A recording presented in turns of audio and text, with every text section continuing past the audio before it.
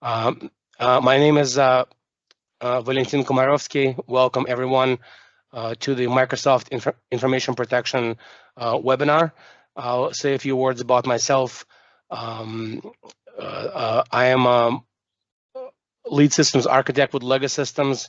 I've been working in the IT consulting field primarily in the Microsoft space for the past 14 years. Prior to that, I worked in enterprise IT for 10 years. Lego Systems is a Microsoft managed partner. We're mostly focusing on the Microsoft Cloud product suite, Office 365, Azure products, Azure AD, which is now Entra ID, information protection, DLP, identity protection, on-prem ID, Exchange Online and on-prem Teams, and the whole suite of Microsoft 365 products. So I claim credits as a Microsoft certified trainer for doing these webinars. That's partly the reason why I am doing them. I also like to contribute to the community and meet new people and evangelize on various Microsoft solutions. So I hold these webinars every 2 or 3 weeks. They also broadcast live on LinkedIn. If you're following the channel for the broadcast, so we have some viewers who are following the broadcast now and can see it live, and we have some participants in the Teams meeting. So it's a mix of participants from various sources. So today's webinar is on Microsoft Information Protection, which is one of their core competencies going back to the AD RMS days. If you have followed the Microsoft product track, it used to be called ADRMS, Active Directory Rights Management Service, which was on-prem, and then it became Azure Information Protection, and it was a product within Azure. There was a separate labeling in the Microsoft Office 365, SharePoint, and Teams, and OneDrive, and then it became one product with unified labeling. It became Microsoft Information Protection. So what problem does it solve? It solves the main problem is unintentional leak of personally identifiable information, such as social security numbers, credit card numbers, bank numbers, account numbers, routing numbers, medical records.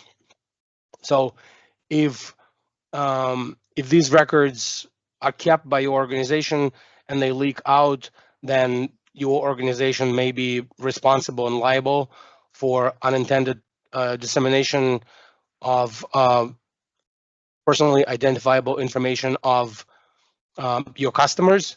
So the average cost of such a breach is $4.4 million, and there were 3.2 million data compromises last year in 2023. There are 42 lawsuits on average per month that are being filled out in various courts in the United States for PII breaches and data leaks. The average settlement or verdict in those cases is 4.4 million. So some of those take down entire companies. And there are approximately on average 444 PII documents per employee in an organization. So this is what problem Microsoft Information Protection aims to solve. So let's see what it does. MIP, as it's now called, it's a part of the Purview. It's a Purview console and Purview line of products. It's a Microsoft cloud-based rights management service. It's included in enterprise mobility and security licensing. It's also part of E5. You can also get it as a separate product, as an add-on licensing. And the intent for the product is to protect documents and emails from unauthorized access inside and outside of your organization by classifying and encrypting those documents. It works with Microsoft Office documents as well as PDFs, and you can also protect files with other extensions. It works on top of existing NTFS permissions. So if you ask, why do we need a separate level of permissions if we already have permissions set in NTFS? Why is it necessary? With NTFS, which is the NT file system, it's the successor of the FAT32. So if you have file shares, if you have locally saved documents on laptops and desktops, permissions to those documents are managed by NTFS. And then you can have BitLocker or some third party like Checkpoint disk encryption to encrypt the drive. But if the drive is unlocked or the document travels outside your organization, then those NTFS permissions are no longer applicable.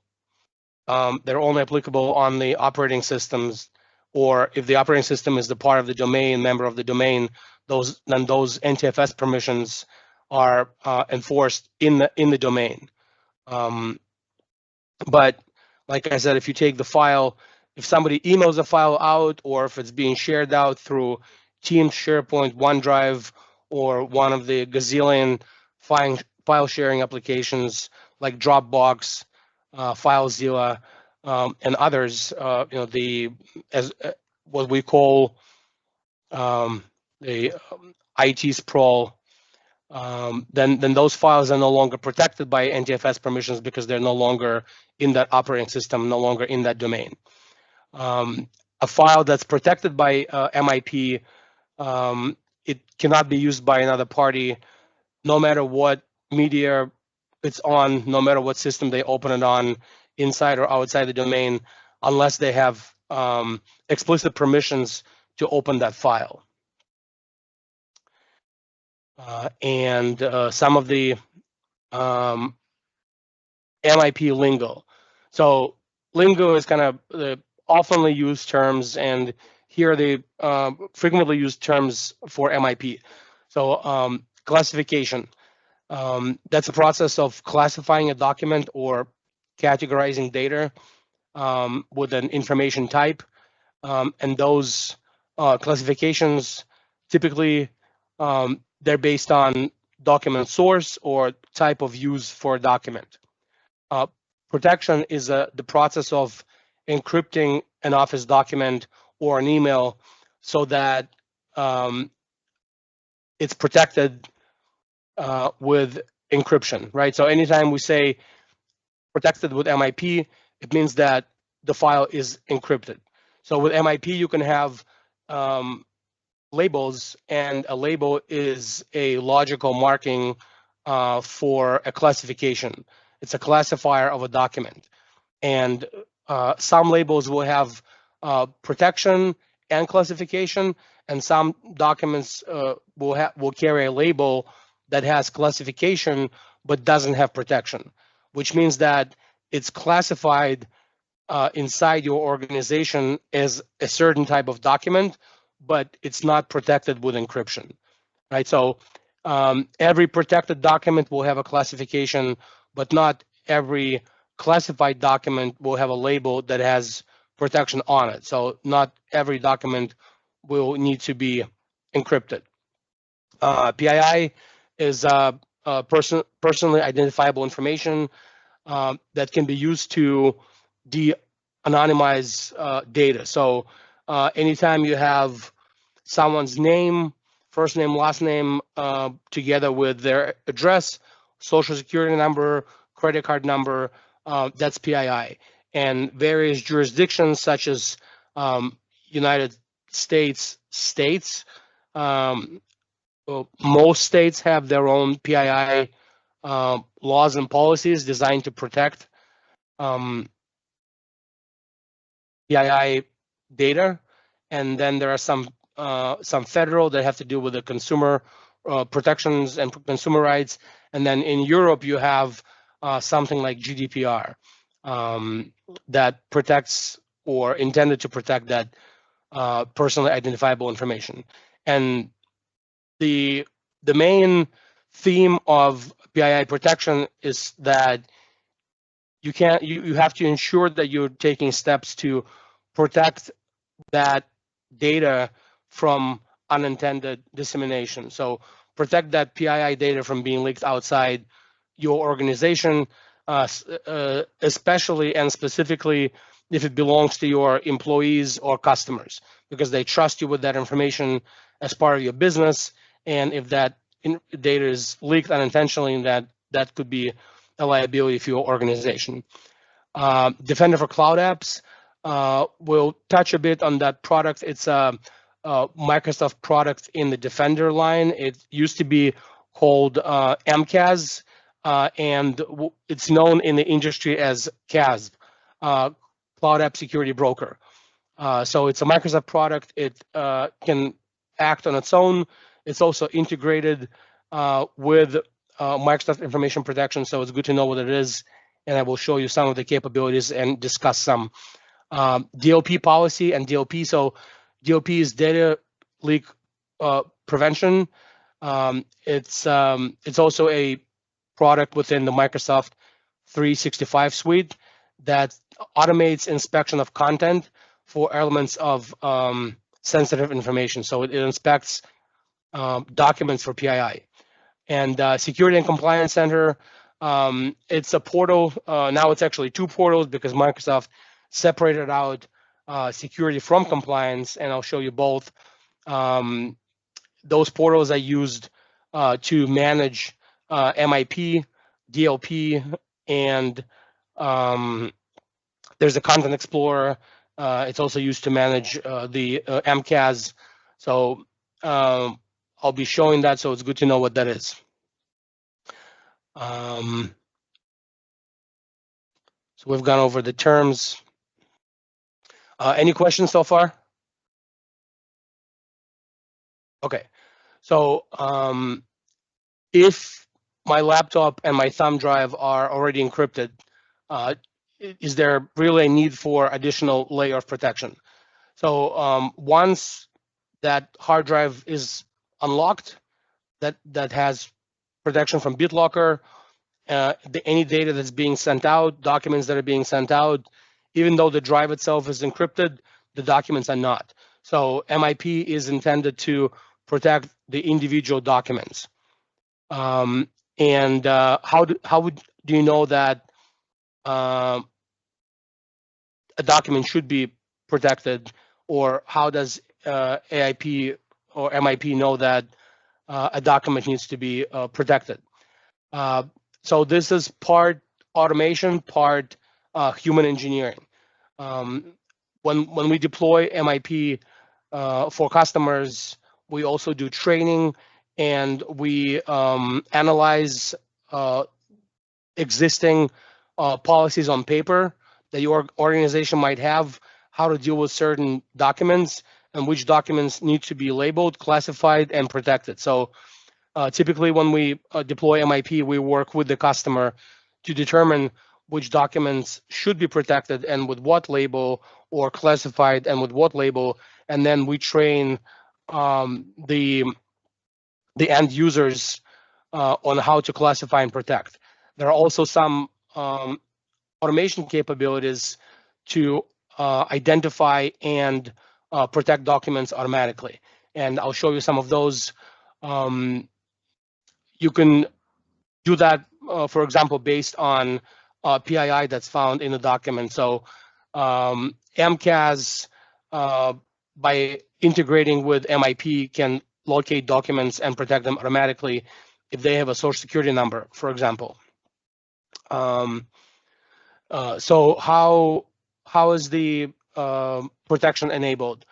There is a protection toolbar in SharePoint, OneDrive, where you can place a label on a document. There is also a client in Windows. There's a Windows Explorer client that you can use to classify and protect documents in Windows Explorer, and also assign permissions to them.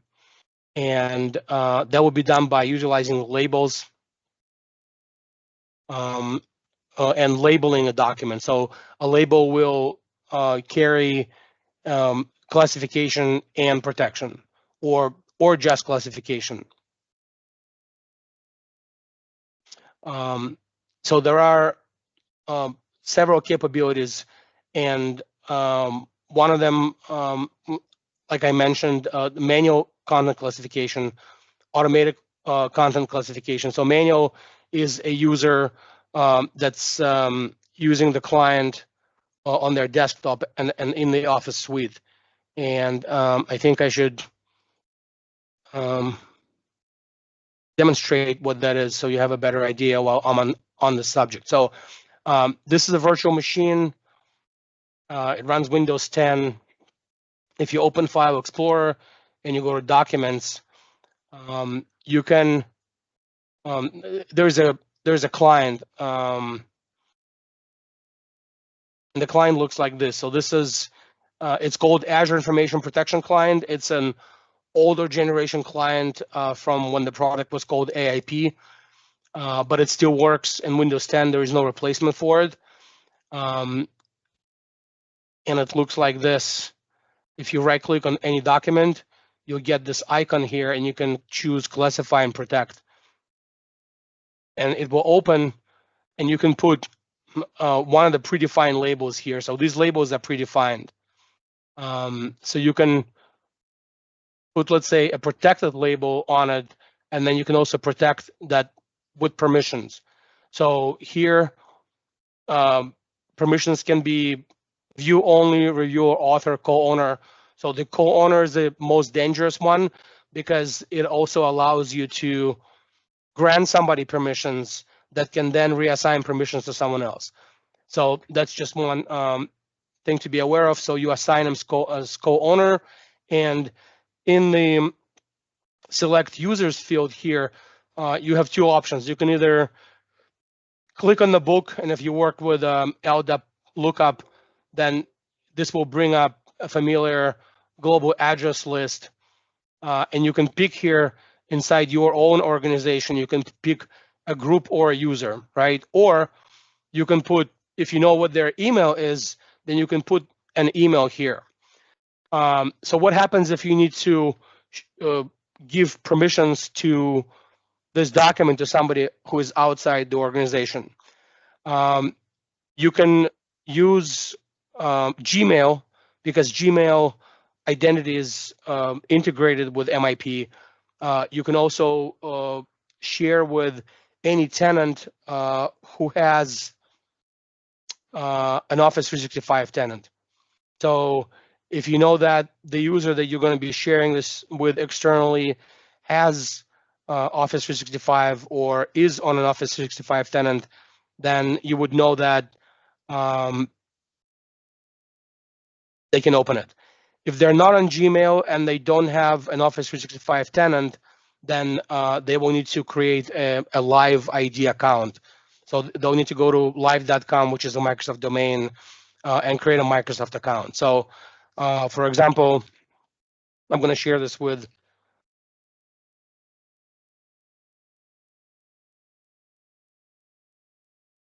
legasystems@gmail.com, and I'm going to share it with myself at my Legasystems domain.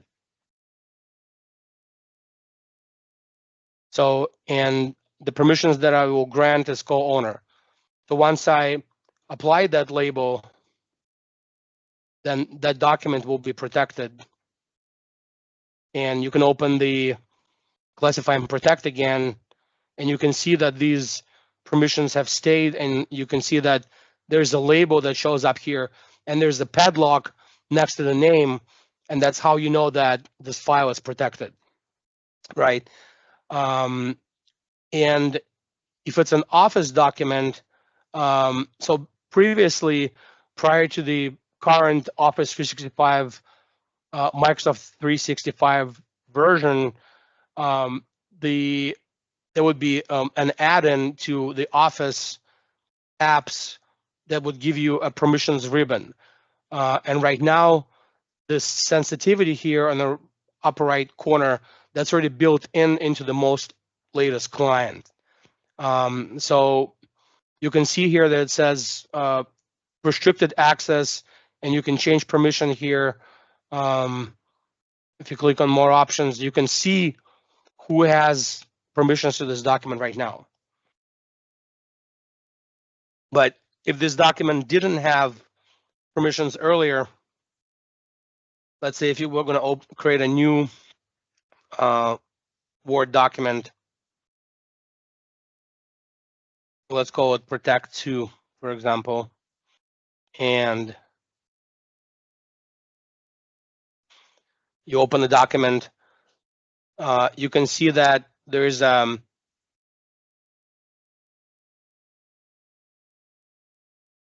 sensitivity label here. So how does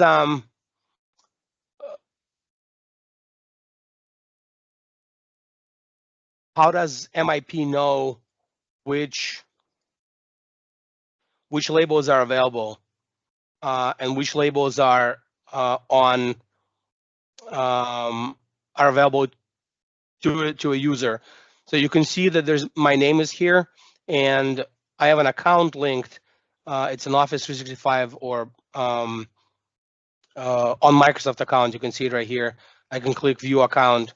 Right, it will take me to my account settings in Office 365. So I'm already logged in this Office app with my credentials to Office 365, and that's how Office knows what sensitivity labels should be available to me. And if I click down on the sensitivity tab here on the plugin, you can see all the labels that are available. And you can see that some of them have a padlock on them and some don't. So the ones that have the padlock, these ones are labels that are for classification and protection. And then the other ones like public, you can see if I scroll over it, it pops up and it shows me the description of the label. And that comes from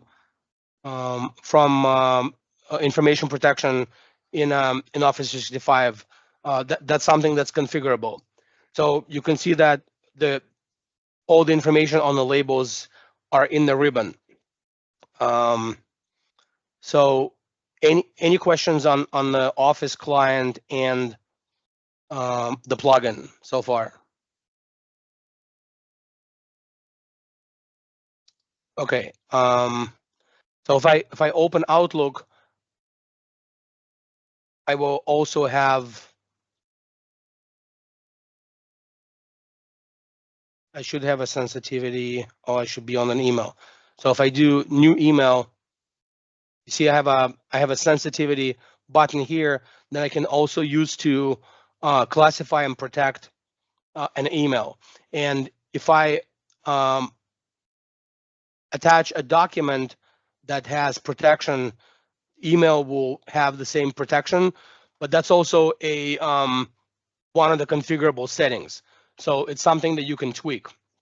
You can also, and we'll go to the policies, let's say one of the labels here is called encrypt email.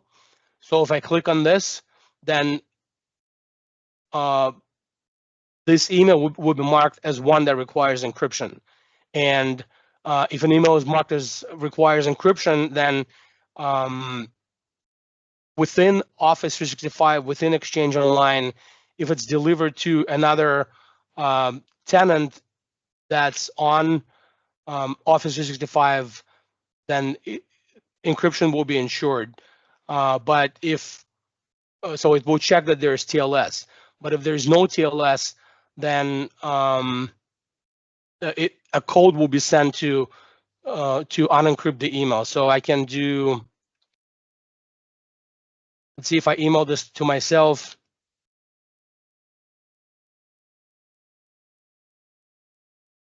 Then this will encrypt the email to Gmail, but because it's not within Office 365, then the Gmail user will get a link, and we'll open that and take a look at that.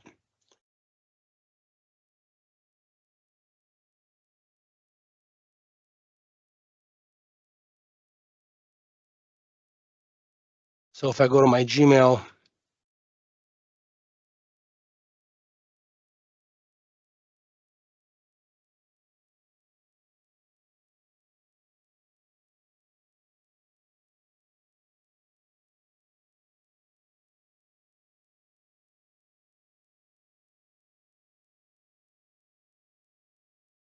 so it will arrive to Gmail and it should show to me and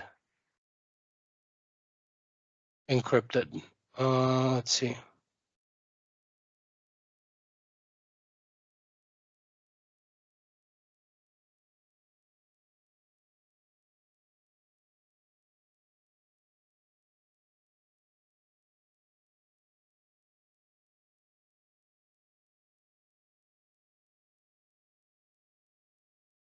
So it came to Gmail and encrypted. Okay, let me move on a bit with next slides, unless someone has questions. Okay. So what do typical labels look like? I just showed a few of them. What I have, how I have them in the demo tenant, but the typical ones look like this. Public, this could be information that doesn't need to be encrypted and is widely available. Some customers also have like personal, because if you have your kids' homework on there, you may not want to have to require encryption. Then confidential could be payroll, HR, benefits information, customer data. Many customers who have MIP also have like customer data labels, so you can identify files that have data that belongs to customers or has customer information in them, litigation data, vendor information, and so forth. And then internal, it could be just some internal business data, and you can decide whether you want that to be protected or not, or just classified. And restricted. Restricted could be something that contains government issued ID information, driver license numbers, social security numbers, medical record numbers, credit card numbers, attorney-client communications. So something that you want to restrict. And then when a document is labeled, the label will carry permissions, and you can assign permissions by policy, or you can have the user themselves assign those permissions. So let's take a look at what that policy looks like. So if you go to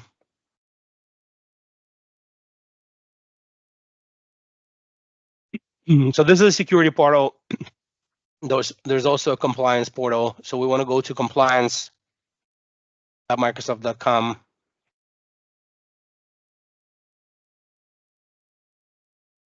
And you go to information protection, and then so you have labels and policies. So labels you create, and then you publish the labels within a policy. And a policy can contain multiple labels. So if you look, you can also go here and adjust the policy. See if you or adjust the label. So if you go to edit label, like they have colors, but this is something like new that Microsoft does now. They want to color everything. So you can assign what type of items can be marked with this label. So this one has files and emails, and also group sites. So that's part of Office 365. You can have a group site with the label. And then control access, so that will grant permissions, control who can view and access documents, and then apply content marking, so that will mark the document in on-prem and in the cloud apps as one that has a specific label on it. And you can see the choices here. You can apply permissions now, assign permissions now, or let the user assign permissions when they apply the label. So, for example, you can assign permissions now, and then you can choose a security group that has access to that label. So if you want to say, for example, I want to have a label called legal, and I only want the legal team to have access to that, then you can do that here. Or you can say, let users assign permissions. Well, then the user that has the label published to them has the right to assign permissions inside or outside of your organization. And then this particular label only lives for 1 day. So this is one of the settings that you can play with. Let's say you have a document, let's say it's a statement or it's some secret letter that you want to be able to send to outside of your organization, but then you don't want that to survive longer than a certain number of days. Then you can tweak this for offline access. This is set to 90, and online access is set to 1. So if they're able to authenticate their identity, then you can say that it survives for one day, and if it's offline, then it's 90 days. So this document, if I were to place this label called legal, for example, I apply this label, I send it outside the organization. I apply the label to the document, I send the document outside the organization. It sits on someone else's computer system. It's a file system, or it's in OneDrive or some third-party app. If they try to open it past 90 days, they can't open it. So it's basically self-destructed past that date. Okay. So if you choose to assign permissions now, then you can click assign permissions here, and you can do all users and groups in my organization, which means that only users in your organization can open the document, or you can assign users and groups by pulling them from Active Directory. So for example, this is my demo tenant. So here I have a group called legal department. So I can say legal department owns this label, and only the legal department can open it. And then in the listing here for users and groups that have access, I can have co-author, co-owner. Let's say I want to delete this group and I want to add another group. Let's say I'm going to do marketing. So I want marketing to be able to only read. So I will make them viewer, let's say, and then I'll save. So the legal department can co-author, but they are not a co-owner. So they themselves cannot assign other permissions. And then the marketing team, they can only view, right? So this means that I'm controlling that file with this label after the label is applied outside of NTFS permission. So you could have a sysadmin who has access to the legal department's file share, who goes to that file share, but he can see those documents and he can see NTFS permissions, but he cannot open the document unless he's in one of these two groups. And then the content marking, you can have a watermark, a header, a footer. You can auto label files and emails, and you can have a certain condition for auto labeling. So auto labeling is typically used with financial documents such as credit card numbers, routing, bank accounts, social securities, things like that. But if you own like an E5 subscription, for example, which also has Defender for Cloud Apps, then I would recommend doing that with Defender for Cloud Apps because it gives you more visibility, and you can also do some automation with Defender for Cloud Apps. But if you don't have a subscription for Cloud Apps, but you only have information protection, for example, if you have a business premium license, you have MIP, but you don't have Defender for Cloud Apps, right? So then you would use auto labeling here, and you can do sensitive info types, and you can do, for example, routing number, bank routing number. You go to C, you can type here, credit cards, so you can add credit cards.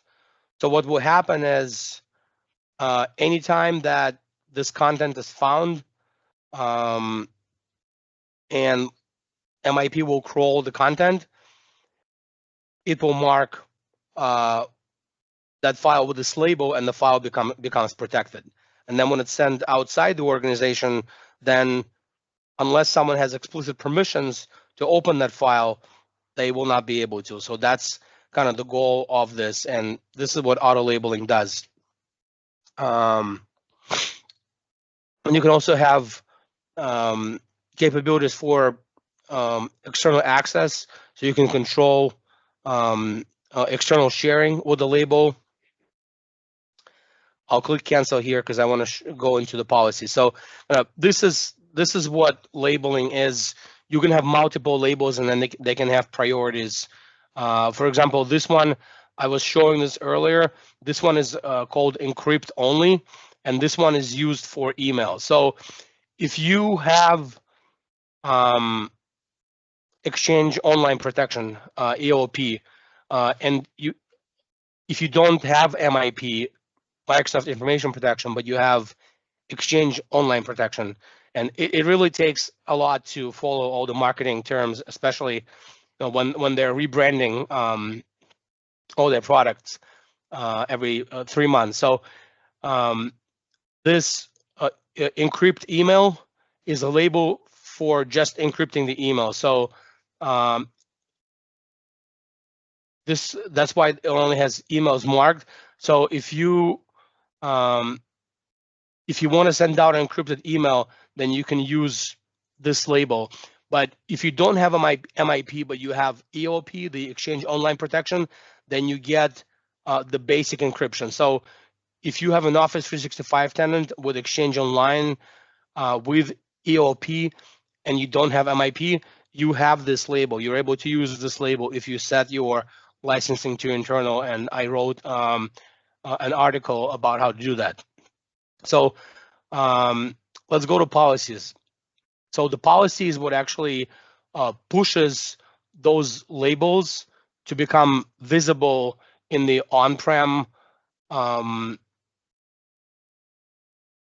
Windows client and in SharePoint, OneDrive, and all the cloud apps. So these policies, they're configurable, and that's what actually pushes the label and makes it available to certain users. So here you pick which labels you want to publish, and the reason why is because you may have a set of users that should only be able to see certain labels, but not all.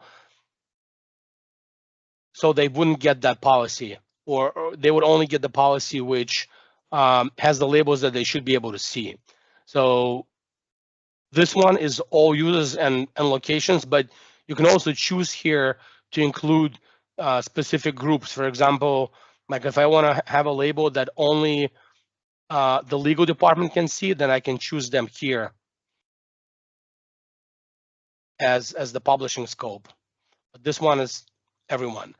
And here you have some options, right? So, for example, you can force your users to provide a justification to remove a label or lower classification. So I get asked this question a lot. How do we actually know that the users are labeling documents properly? What if they take some super secret document and they label it as internal or public, but that document actually contains some proprietary information or code or customer information? And the answer to that is it's part honor system and part automation would be the answer. So requiring users to provide justification to lower a label or classification, that helps, because if they open up a document that has a classification on it and then they change that label to something else, then providing justification, which will be logged, and you can see that in log analytics, for example. This helps because you can track why a label was changed. You know, if the justification is looks legit or valid. You can also require a user to apply a label.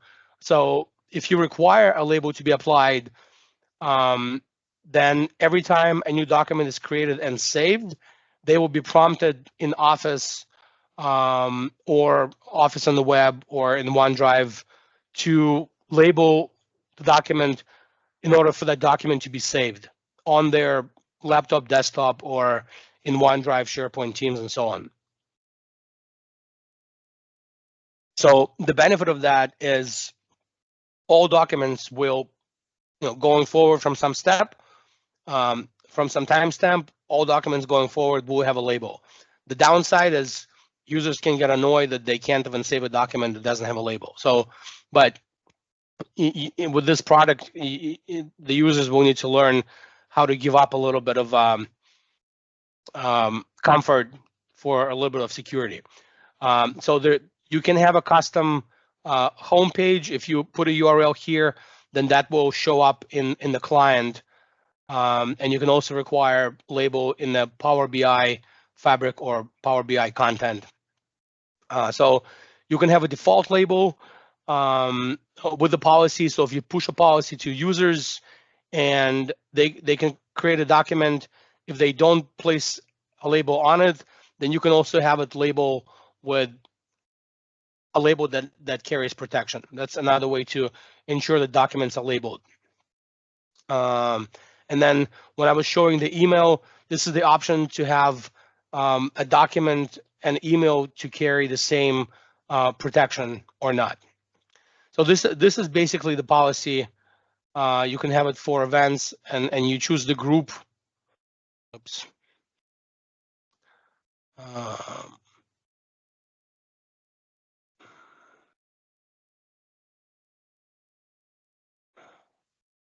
Sorry about that. 1 second.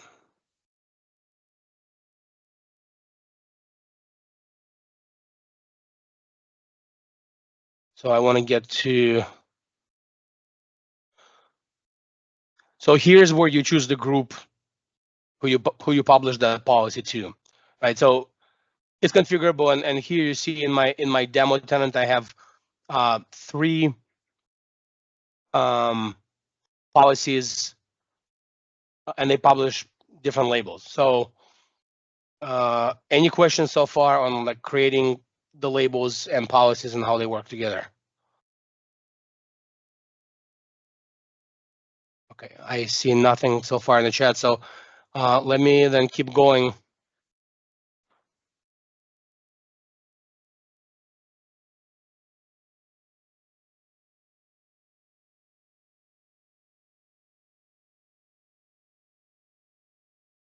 Okay.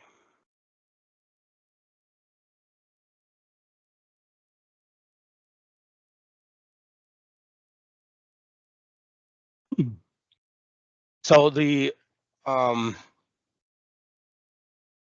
sharing capabilities with MIP. You can define access by policy and how documents with labels can be shared. And that's done by policy and label. So the protection for the documents travels with the documents. If a document is shared through SharePoint or OneDrive, it retains that label. If the document is attached to an email and the email is sent out, that label also persists. So like I said, the user training is a part of it, because if you just hand this product down to a user base and say, here, this is MIP, there is some learning curve to this product. So it does involve training users and interaction with the users, but the benefits are worth it because it can become part of the culture of your organization.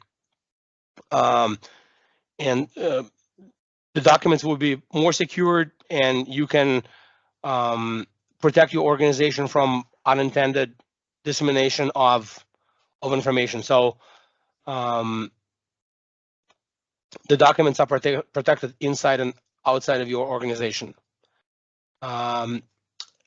Integration. So I spoke a little bit about Defender for Cloud Apps, and I'll show that one. So Defender for Cloud Apps, integrating with MIP, you can take governance actions, and you can also look at how many times a policy was triggered.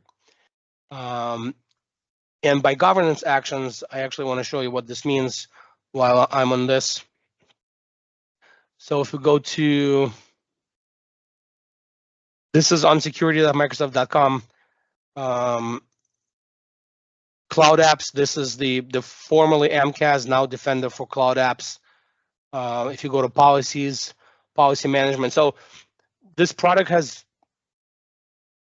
I could do a webinar and probably shoot just on this one product. If you go to file policy type, and the category on these is DLP. And for example, this is a policy called DLP Protect, which I created. So what this does is it integrates with MIP. It looks for documents that have credit card numbers, social security numbers. You can assign a score. And then here in the governance action, you can have an action to apply sensitivity label. So what does this mean? If we go to policy matches, it will show you every time that it found, like there are files here by test users. This one's called MasterCard. And if you click on it, the file was scanned 2 times, and there were some file identifiers, the policy applied. So a label was applied to this file. And this is part of the governance action. You see it, applied sensitivity label. You can also do it from here. See if I can do a open in OneDrive. Oh, it's not my file, I don't have permission. Let me see if I, cards to process, this is my file. So see if I can open that one. So you can see there, this file says new credit card to process. And if you click on, see it will show you policy and a policy tip. So let's see what happened to that one. So that was my file. So there were 2 policies matched here. So this one, detect to protect. So there's a content that was matched and a label was applied. So this is one possible integration, is a governance action taken by Defender for Cloud Apps. But let's say if you don't have Defender for Cloud Apps and you just want to find out what content was found. So in the Content Explorer, you can go to Data Classification Content Explorer. In the Compliance Portal, you just go to back through Overview. It will give you kind of breakdown of where labeled documents are. So there are 12 in SharePoint, and there's 1 in OneDrive. And there's not a lot here because it's my demo tenant, but it does find them. In the Activity Explorer, you can see how many files are in each category. And if you go to credit card number, you can see that, for example, OneDrive has 26 documents with a credit card number. And if you double click on it, you can go in there and it will show you the location of those files, like, and the user. And by, you can see it says personal, so you know it's OneDrive because it's SharePoint personal. And you can see the username here. So if you click on it, it will show you what those files are and what was the sensitive info type that was found. So the Content Explorer works with DLP and MIP. And I actually have something on DLP here, but I want to finish with the slide so I can go to DLP. So Defender for Endpoint is also integrated with MIP. So if you have Defender for Endpoint, what it can do is it can scan local drives and find sensitive information types. So when I spoke about automated labeling, Defender for Cloud Apps can automatically label files that I was showing here with the file policy. So if you have the file policy of file type, which I was showing here, remember how I had the governance action detect to protect? So this one has the governance action down here, apply sensitivity label. So this is for cloud files only. But what if that file lives on a local machine that a user logs onto? So those can be found either by Defender for Endpoint, or they can be found by what's called AIP scanner. So that local client that's installed and that's in your on your local machine that I was showing here. This one, when you right click, classify and protect. So this client also has what's called the AIP scanner. So it can scan files on the local machine for sensitive info types, credit card numbers, social security numbers, and so forth. But you could do that with Defender if you have the Defender licensing. Not all customers have both. So AIP has that capability built in by itself. So if you go to in security,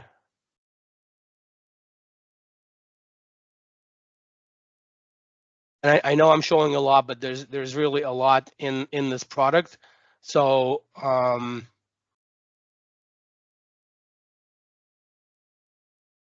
see, devices. So in Defender for Endpoint, you can find your device, and I'll show you one that is updating and one that's not. So if you scroll down here,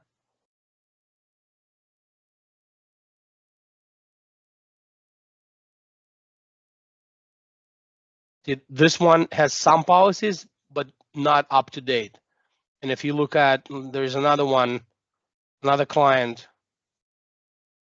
this one, you can see there's a DLP policy. It says in sync, and you can view what policies are on this device. So Defender will scan the device for sensitive information types that you have in DLP. So if you go to DLP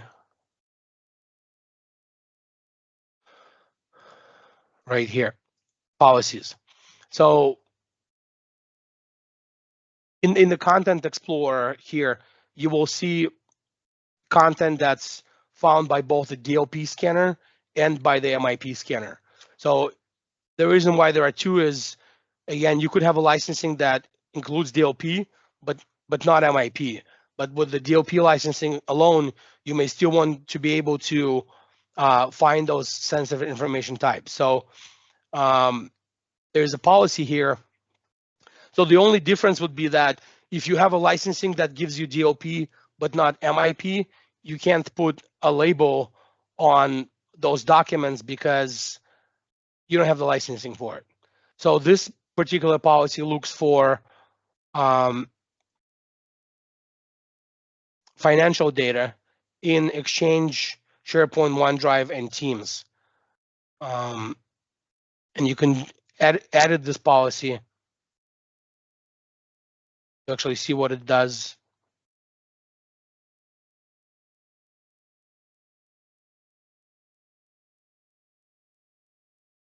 So you can choose, see, like this policy doesn't have devices, and I have a separate policy for devices itself. Devices cannot have like the low volume scan, but you can see where this is scanning, and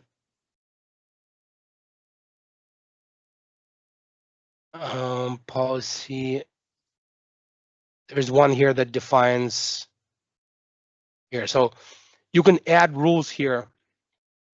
So like, for example, what if you wanted to take an action? You can encrypt content, or you can alert someone. You can give a user a notification with a policy tip, for example, that, hey, you're putting a credit card number in a file, and then they'll have a pop-up with a policy tip that says, don't do this. You can also have an incident report, and you can email yourself an alert, or you can put a group here to receive that email. So let's say you can have the SOC response team, you add them here, and every time the policy detects in those locations, it detects a sensitive information type, it will send an alert. And then you have conditions here. So you can add sensitive information types in DLP detection. So for example, you can do routing number. Let's see if there's something medical here. Medical term, medical specialty. So you can do like medical records numbers or social. Anytime there is US social security number, you want this policy to trigger. So right now I have routing number and social security number, and you can have a count of instance. So from 1 to any, or you can say at least, if there are 5 social security numbers in some document, then I want to get an alert, and I also want to have some automated action taken.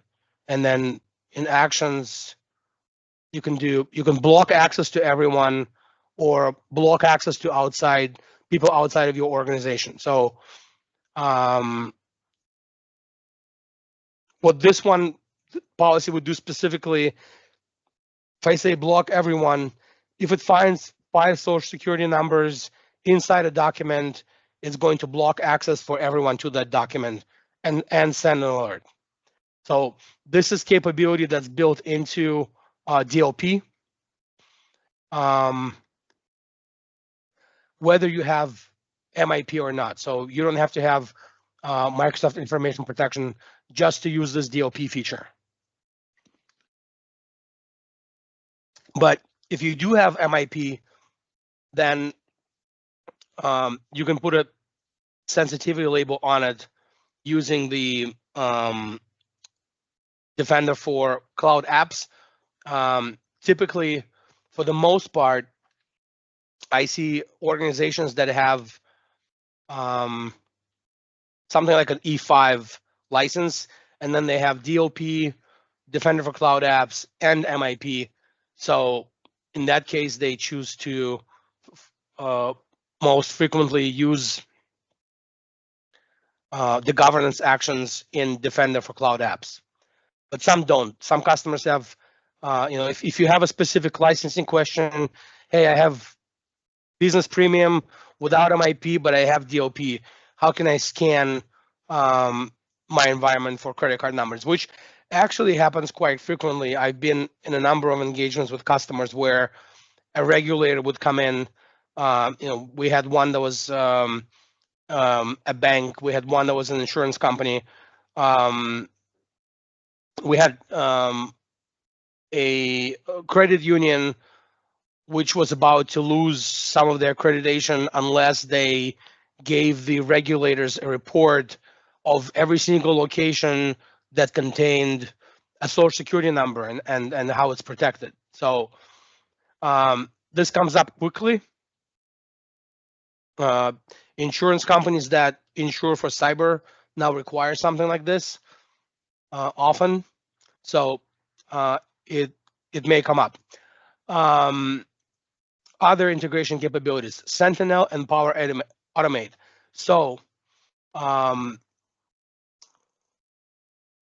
let's say here, one of the governance actions can be automation. Right here, create a playbook in Power Automate. So what you can do is, for example, if a file is found with a credit card number, you can send that incident to Power Automate and then have some Power Automate task sequence that runs. We have a customer that wanted to find the manager of the person who had a credit card number in their OneDrive and email the manager letting them know that the user had a credit card number in their OneDrive. So that was done for Power Automate. And there are some other ones. So you can choose this if you enable the Power Automate integration, you can choose to Power Automate pretty much whenever you want if a file is detected with Defender for Cloud Apps. You can also have a Sentinel incident that alerts certain people, and then in Sentinel you can have a resolution path. Microsoft Exchange. So with Exchange, you can integrate rules. For example, in my demo tenant, I have a rule that encrypts any outbound email that has a social security number in it. So let me show you what that looks like.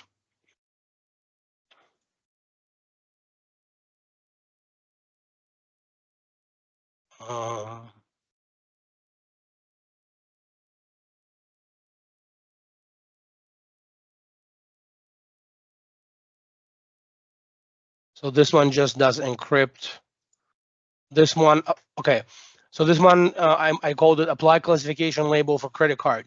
And you can see here, I have in the rule, if it's going outside the organization and it has a particular pattern in the message. So this pattern here is pattern for a credit card number. And it does the following. Write protect message with RMS template protected. And RMS template, if you have been paying attention, that's the older name of this product, rights management service. So what this rule will do is, if I'm sitting there typing an email that's going outside the organization with a credit card number in it, the rules engine will scan that email and apply the protected label to that email. And that's one of the Exchange capabilities. I've also shown you the apply encryption. There's also a label called do not forward. And that's actually a good one. Let me show you what that one does. So if you go to information protection,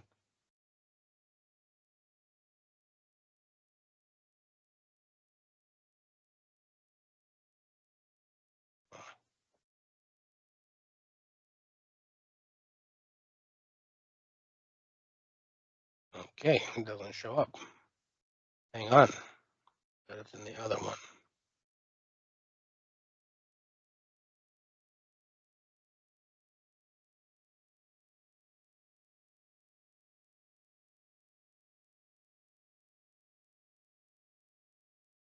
Information protection labels. There's one here called do not forward. So what do not forward does is if you send an email outside or inside or outside the organization, the recipient cannot forward it. So this one is called recipient only, or some also call it do not forward. But what this label does, it's for email and files, and you can see do not forward is one of the options here. So if you hover over it, it will tell you when this label is applied, then the recipient who receives the email can only read it and cannot send it any further. So they cannot forward to the next person. So that's one of the labels that's available and one of the integration capabilities of MIP with Microsoft Exchange. And here's integration map that I put together that's going to make this a little bit easier. So this is an integration map and at least the products and how they integrate. So the padlock with the computer here, the AAP scanner, that's for on-premise scanning. So it can scan files, find them based on a pattern, and then apply an AAP label. AAP client and Office plugin. So Office 365, the current version, has the client built in. There is also a plugin that worked with earlier versions of Office. That also allows for the ribbon with the choices of sensitivity labels. And then Exchange Online, the transport agent engine for MIP. It's a DLP scanner with or the content pattern scanner that I was showing that's looking for credit card numbers. That's Exchange Online. Azure Identity Protection. So that piece is what helps identify if the right user, if the correct user is opening the document. So that you don't have unintended dissemination. So that also works with Live or Gmail. And then you have the web access control through Defender for Endpoint and the scanner, Defender for Endpoint scanning locally using Defender for Endpoint in case you don't have or you don't want to use the AAP scanner. I think that the AAP scanner will eventually go away because Microsoft has not rebranded it and they haven't built newer versions since like 23. So I think eventually the on-prem AAP scanner will be replaced by Defender for Endpoint scanner. But for now, both of them work. So the alerting engine, that can be either through Defender for Cloud Apps or DLP. An alert can be raised based on Defender for Cloud Apps policy or based on a DLP policy. And then Azure Sentinel, that's your incident management. You can have an incident created, if there is a document that's being shared outside with PII or multiple labels are being changed, or there are a large number of social security numbers, let's say, in a document that's being found, then you can have that configured to an incident raised in Azure Sentinel. Again, that it's very flexible on the configuration. Okay, I'm going to go over again DLP. Let me see if there are any questions so far. Questions? Okay. So there are 4 people watching live and 5 through Teams. Hello, everybody. DLP detection and response. So this is the policy that I was showing in DLP configuration in compliance portal. It inspects content in real time. There's alerting and incident management available through either the DLP engine or through Sentinel or through MIP. And actually, I wanted to go in that so I can show a couple of alert settings so that I don't miss this.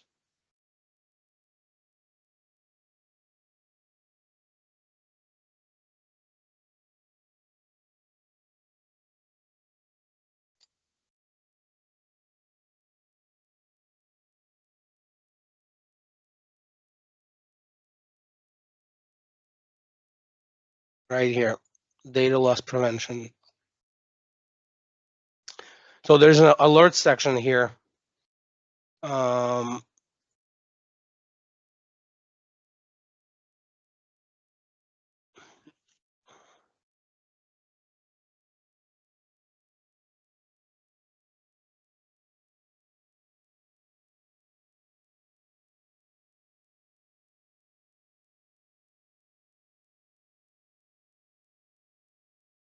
Oh, let's see, 1 second.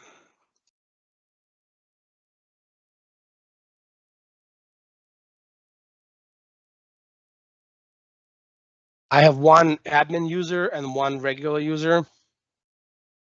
So I'm switching between them so I can see what one sees and one doesn't. There, policies. So this is a policy that we were looking at earlier.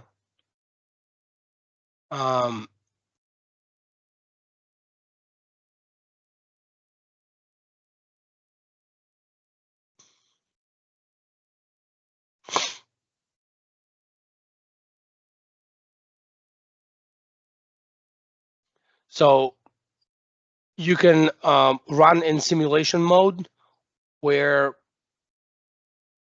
the policy will look at the events and detect PII, but it will not take any action, but it will still alert you. And if you go to alerts in the configuration in the alert section here, there's the data loss prevention section. So you can customize the alerting here, and alerts will come here. I don't have any right now, but that's where it would be.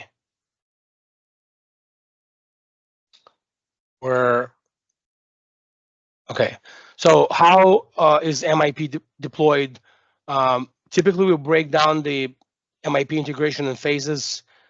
We assess and plan, assess the customer environment, look at their current policies on paper, what they're doing or not doing.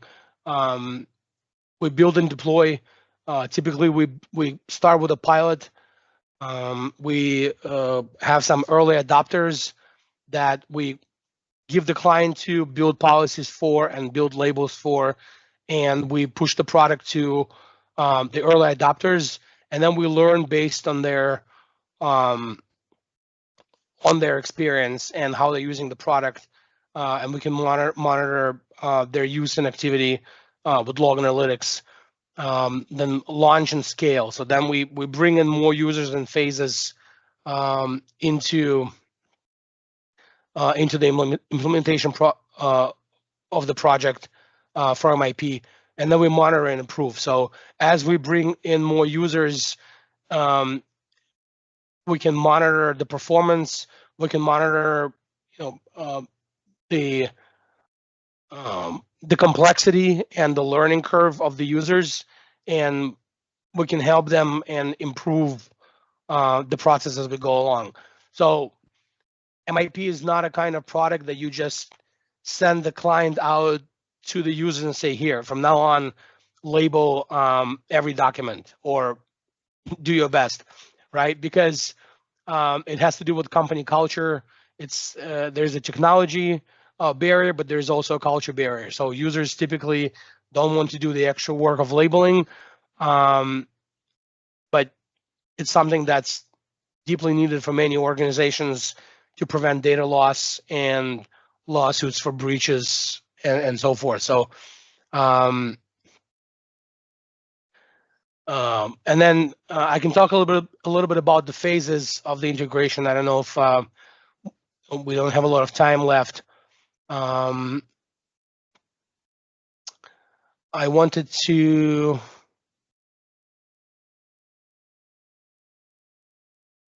stop sharing this.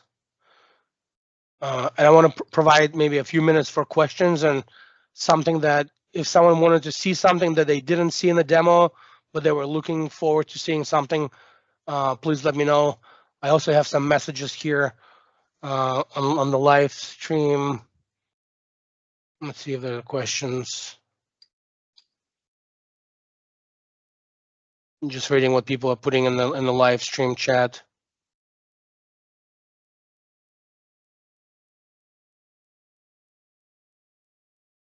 Okay, yeah. So one question is how do you know that the users are actually labeling the documents that they're supposed to label? Okay, that's a good question. So like I said, it has to do with the culture, right? And with the training. You want to empower the users to adopt the culture of labeling and classification. In the end, it benefits them and it benefits your organization to keep those documents more secure, right? So how can you check?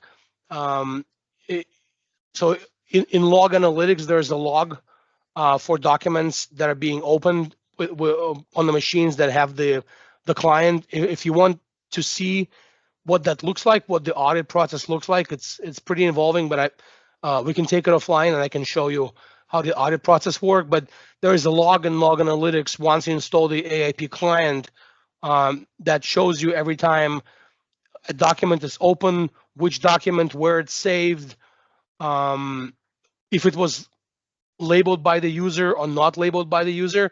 So you can go to individual users and you can look through the logs, what they have been doing. And again, it depends on what your objective is. Some organizations want to have all documents labeled and classified. And some organizations just want to have specific teams like HR or legal classify and label their documents. So it's not the same for everyone. It's going to make sense to look at the policies that are in place on paper for how long the documents are kept, which documents need to be protected, and which users actually need to have the capability to classify and protect, right? So not to say that janitors don't have important documents, but maybe in your organizations, janitors whose job is to clean the building don't need to classify and protect documents, right? Or maybe people that work in the cafeteria don't, but somebody that works in the legal department does. So you want to monitor those users and you want to give those users extra care and what we call white glove treatment. Okay, so let me look at the other questions.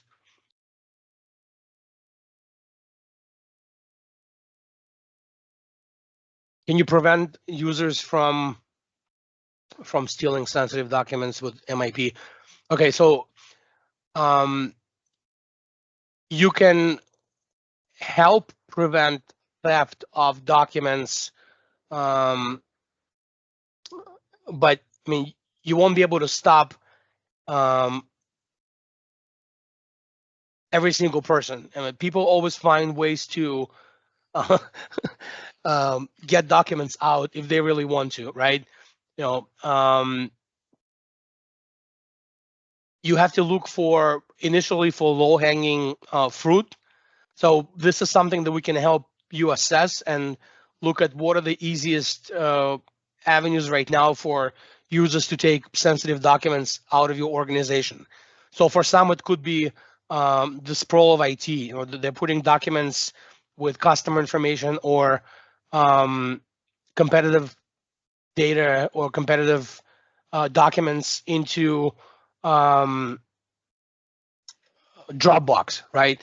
If that's the case, then you need something like Defender for Cloud Apps integrated with Defender for Endpoint, because then you can block them from going to those sites. But you can also put sensitivity labels on the documents themselves. So it's going to, deterring that kind of behavior where users take documents out of your custody.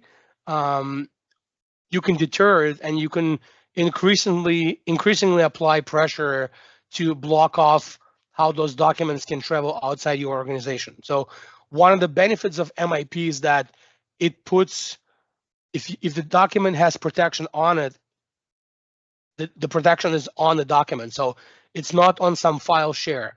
It's not on some laptop. It's on the document itself. So no matter where the document goes, protection travels with it. So that's one of the benefits of MIP. But then you have the issue of, could the user intentionally mislabel the document? Okay, so that becomes a different issue where it's intentional theft, and it may be, you can still track it, and you can, if that's a problem in your environment, then you can enforce protection on every single document. But I don't know if that's something that your company culture will adapt to. So for every type of organization and every type of culture, there is a different kind of solution, and it may be more restrictive. If you're in the DoD, or if you work for a government contractor who builds tanks or missiles, and I've actually helped one integrate MIP. They did that. They protected every single document, and everything was labeled. And as soon as you created a document, you had to put a label on it. So it's going to be a fine line between what your company culture allows versus how restrictive you want to get. Okay, let me see what else is in the questions in the chat.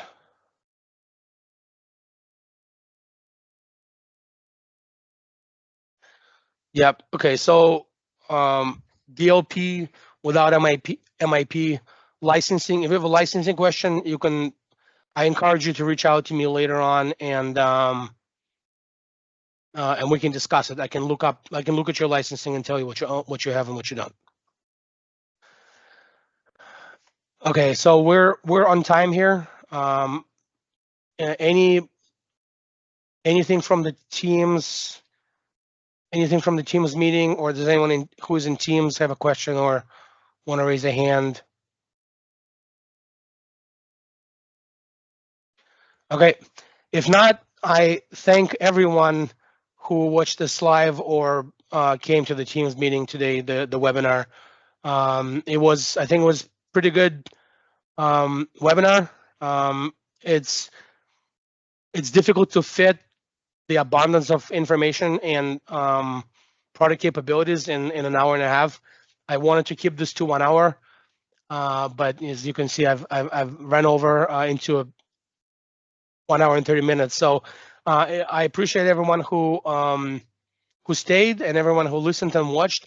If you have questions, please do reach out. I really appreciate you coming, and I'd be happy to help you whatever additional questions you may have or information you may need. Thank you for coming, and I will see you on the next one. Have a good night.